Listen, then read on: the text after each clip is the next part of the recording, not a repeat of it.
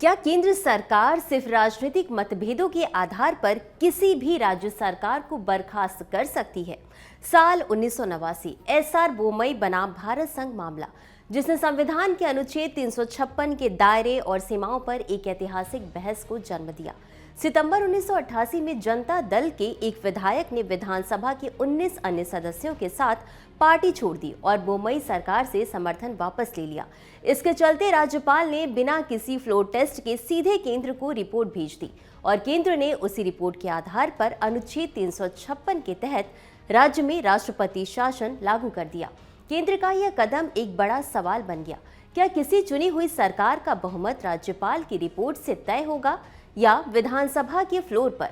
बोमई ने इस फैसले को चुनौती दी और मामला जा पहुंचा सर्वोच्च न्यायालय में। इस पर अदालत ने सुनवाई करते हुए स्पष्ट कहा कि बहुमत परीक्षण सिर्फ विधानसभा में होगा और राज्यपाल की रिपोर्ट अंतिम नहीं बल्कि न्यायिक समीक्षा के दायरे में है। इसके साथ ही न्यायालय ने कहा कि अनुच्छेद 356 का प्रयोग बहुत असाधारण परिस्थितियों में ही किया जा सकता है और यदि गलत तरीके से 356 लगाया गया तो गिरी हुई सरकार बहाल भी की जा सकती है, अर्थात राष्ट्रपति के फैसले की जांच अदालत कर सकती है। सर्वोच्च न्यायालय के इस फैसले ने स्पष्ट कर दिया कि केंद्र और राज्य दोनों बराबर हैं और किसी भी एक पक्ष की मनमानी लोकतंत्र को चोट पहुंचा सकती है।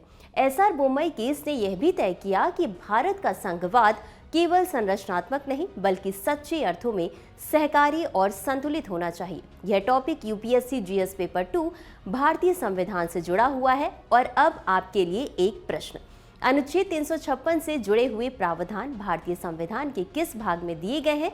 कमेंट में जरूर बताएं।